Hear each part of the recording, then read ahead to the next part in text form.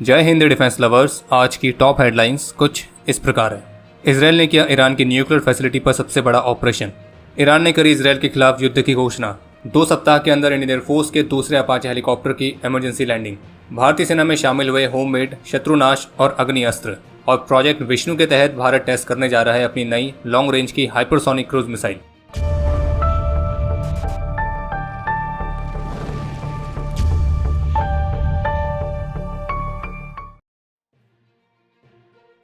Israel ने Iran के खिलाफ एक मैसिव ऑपरेशन लॉन्च किया है जिसका कोड नेम है ऑपरेशन राइजिंग लायन।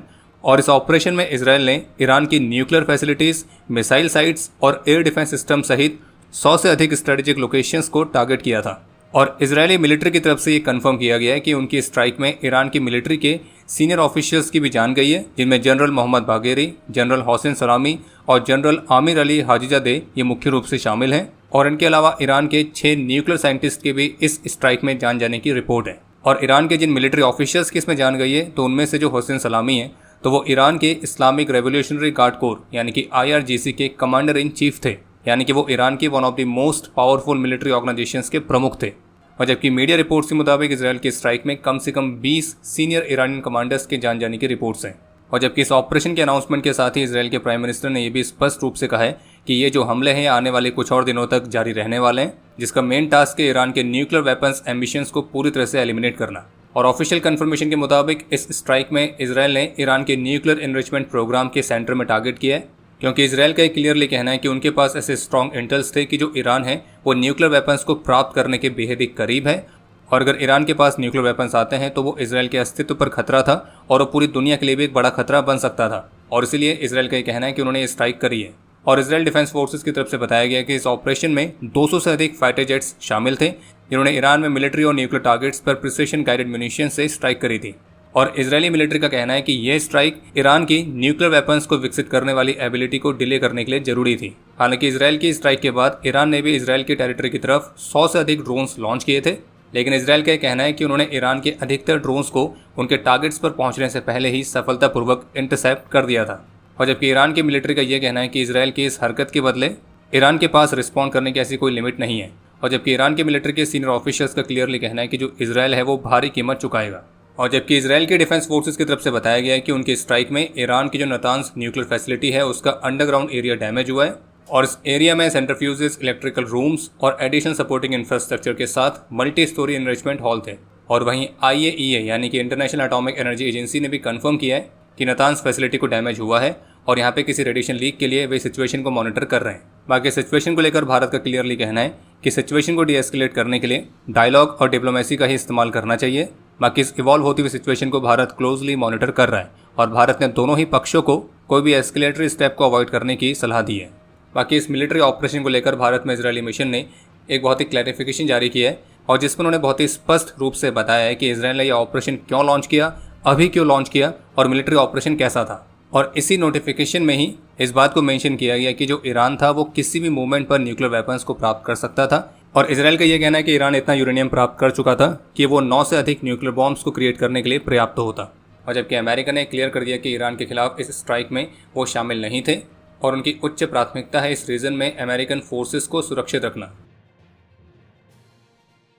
रिपोर्ट्स के मुताबिक जहां एक तरफ ईरान के अंदर इतना डीप स्ट्राइक करने के लिए इसराइल की इंटेलिजेंस एजेंसी मोसाद ने भी महत्वपूर्ण भूमिका निभाई है, वहीं इसी के साथ साथ इसराइल ने एक डिसेप्शन स्ट्रेटजी का भी इस्तेमाल किया था। और हुआ कुछ इस तरह से कि गुरुवार की रात को सिक्योरिटी कैबिनेट मीटिंग बुलाई गई थी और इस मीटिंग को इसराइल की अथॉरिटीज़ ने जानबूझकर कुछ ऐसा दिखाया कि ये जो मीटिंग है ये मुख्य रूप से गाजा में हॉस्टेज नेगोशिएशंस पर फोकस करने के लिए है, लेकिन ये एक तरह का मिस डायरेक्शन था जो कि ईरान को सरप्राइज करने के लिए डिज़ाइन किया गया था।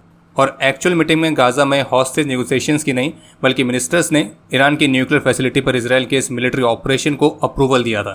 और इजरायली डिफेंस ऑफिसर्स का मानना है कि इस डिसेप्शन स्ट्रेटजी ने उनके इस ऑपरेशन को और भी इफेक्टिव बनाने में काफ़ी महत्वपूर्ण भूमिका निभाई है। और जबकि यूएस प्रेसिडेंट डोनाल्ड ट्रंप ने अपने ट्रुथ हैंडल से एक पोस्ट करी है कि उन्होंने ईरान को बार बार मौके दिए कि वो डील कर ले, लेकिन ईरान नहीं माना। और फिर आगे उन्होंने ये भी लिखा है कि अमेरिका दुनिया के सबसे बेस्ट और सबसे घातक मिलिट्री इक्विपमेंट को बनाता है और इसराइल के पास इस तरह के बहुत सारे हथियार हैं और इसराइल को पता है कि उनको कैसे यूज़ करना है। और अगर ईरान एक तरह से नहीं रुकता है तो आगे सिचुएशन और भी ख़राब हो सकती है और इसलिए इससे पहले कि ईरान के पास कुछ नहीं बचे ईरान को डील कर लेनी चाहिए। यानी कि एक तरह से यूएस प्रेसिडेंट ने ईरान को ये वार्न किया है कि अगर ईरान नहीं रुकता है तो फिर इजराइल की तरफ से और भी ब्रूटल अटैक्स देखने को मिल सकते हैं। और इसलिए ट्रंप ने ईरान को न्यूक्लियर डील करने के लिए आग्रह किया है। और वहीं इसी बीच ईरान ने भी स्पष्ट रूप से कह दिया है कि उनकी न्यूक्लियर फैसिलिटीज़ पर इजराइल की जो स्ट्राइक्स हुई हैं तो वो इसे युद्ध की घोषणा मानते हैं। और ईरान ने अपने रिवेंज के एक सिंबॉलिक रेड फ्लैग को भी रेस कर दिया है। और आपको बता दें कि शिया ट्रेडिशन में जो रेड फ्लैग है उसे जस्टिस और रिवेंज का पावरफुल सिंबल माना जाता है और ये तब भी फहराया जाता है जब अन्यायपूर्वक खून बहाया गया हो। पीटीआई न्यूज़ एजेंसी की रिपोर्ट के मुताबिक भारतीय वायुसेना के एक अपाचे अटैक हेलीकॉप्टर को पंजाब के नांगलपुर एरिया में इमरजेंसी लैंडिंग करनी पड़ी थी। हालांकि इस इमरजेंसी लैंडिंग का क्या कारण था तो वो अभी तक स्पष्ट नहीं हो पाया है, लेकिन ये घटना उस घटना के बाद हुई है जब अभी कुछ ही दिनों पहले उत्तर प्रदेश में भी एयरफोर्स के एक अपाचे हेलीकॉप्टर को प्रिकॉशनरी लैंडिंग करनी पड़ी थी। यानी कि 2 सप्ताह के अंदर ये एयरफोर्स का दूसरा अपाचे हेलीकॉप्टर है जिसको इस तरह की घटना का सामना करना पड़ा है। बाकी इसके अलावा स्पेशल फोर्सेस ट्रेनिंग सेंटर में आयोजित की गई भारत और मंगोलिया की joint military exercise nomadic elephant 2025 का समापन हो चुका है। और इस एक्सरसाइज में दोनों देशों की आर्मीज ने काउंटर टेररिज्म ऑपरेशंस और सब कन्वेंशनल ऑपरेशंस की प्रैक्टिस करी थी। इसके अलावा एक अपडेट यह है कि इंडियन आर्म फोर्सेस की सर्विस में 2 और स्वदेशी मिलिट्री टेक्नोलॉजीज को इंडक्ट किया गया है, जिनमें से एक का नाम है शत्रुनाश और दूसरे का नाम है अग्नि अस्त्र, और इन्हें आर्मी द्वारा ही इन हाउस विकसित किया गया है। इनमें से जो अग्नि अस्त्र है वो दुश्मन के बंकर्स, ब्रिजेस और मजबूत स्ट्रक्चर्स को डिमोलिश करने के साथ साथ बहुत ही लंबी दूरी पर स्वतंत्र रूप से मल्टीपल टारगेट्स पर फायर करने में सक्षम है और इसे मैनुअली या फिर यूएवीज और यूजीवीज की मदद से डिप्लॉय किया जा सकता है। वहीं जो शत्रुनाश है वो एक ईएमपी यानी कि इलेक्ट्रोमैग्नेटिक पल्स गन है, जिसे आईईडीज, ड्रोन्स, व्हीकल्स और ऐसे किसी भी इलेक्ट्रॉनिक बेस्ड टारगेट को बिना काइनेटिक इम्पैक्ट के डिसेबल करने के हिसाब से डिज़ाइन किया गया है, जो कि हाई पावर माइक्रोवेव रेडिएशन का इस्तेमाल करता है। एयर इंडिया की तरफ से इस बात की पुष्टि कर दी गई है कि कल 12 जून 2025 को जो एयर इंडिया की फ़्लाइट AI-171 क्रैश हुई थी तो उसमें सवार 230 पैसेंजर्स और 12 क्रू मेंबर्स में से केवल एक ही व्यक्ति सर्वाइव कर पाया है, और जबकि बाकी के 241 लोगों को हमने खो दिया है। इन सभी की आत्मा की शांति के लिए हम ईश्वर से प्रार्थना करते हैं। और जिस हॉस्टल की बिल्डिंग से एयरक्राफ्ट टकराया था तो वहाँ पर भी मल्टीपल कैजुअलिटीज़ की रिपोर्ट है। बाकी इस दुर्घटना के 27 घंटे बाद एयरक्राफ्ट के ब्लैक बॉक्स को रिकवर कर लिया गया है और इसके माध्यम से इन्वेस्टिगेटर्स इस दुर्घटना के सटीक कारणों को जानने का प्रयास कर रहे हैं। और वहीं डीजीसीए ने एयर इंडिया के जो बोइंग 787 ड्रीमलाइनर की फ्लीट है तो उसकी सेफ्टी इंस्पेक्शन को बढ़ाने के ऑर्डर्स दिए हैं। और जबकि आज थाईलैंड में एक बॉम्ब थ्रेट के बाद एयर इंडिया की एक और फ्लाइट AI-379 को इमरजेंसी लैंडिंग करनी पड़ी थी। ये फ्लाइट जो कि फुकेट से दिल्ली आनी थी और इसमें 156 लोग सवार थे।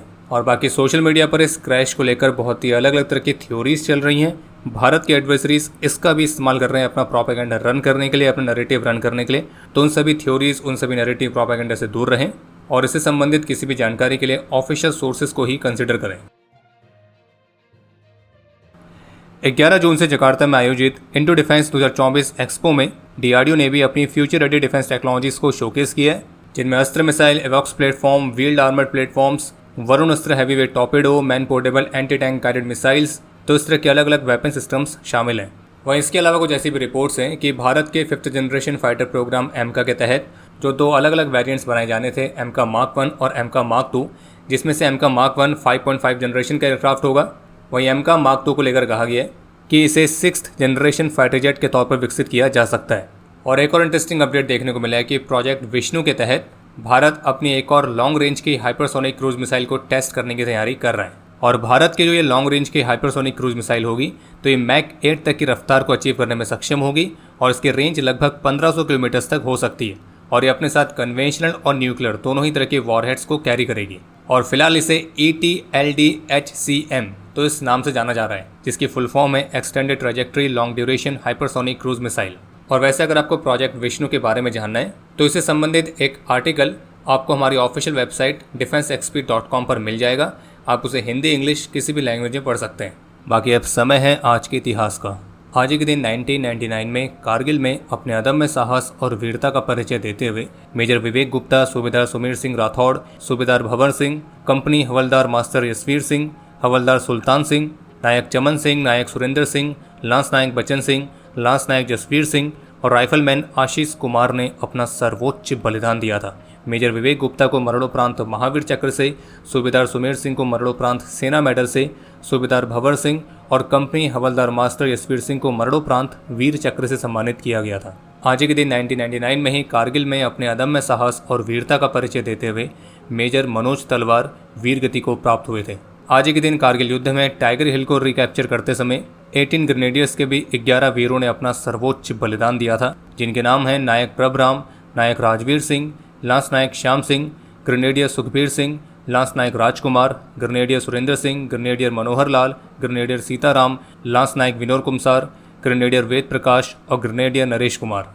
आज के दिन 1997 में नई दिल्ली के उपहार सिनेमा में लगी आग में दूसरों की जिंदगी बचाते हुए इंडियन आर्मी के कैप्टन मनजिंदर सिंह भिंडर ने अपना सर्वोच्च बलिदान दिया था। बाकी आपके लिए आज का प्रश्न है कि आर्मी की mountain infantry regiment Arunachal scouts को कब और क्यों बनाया गया था। और अब समय है आज के टॉप 3 कमेंट्स का, जो ये रहे आपकी स्क्रीन पर।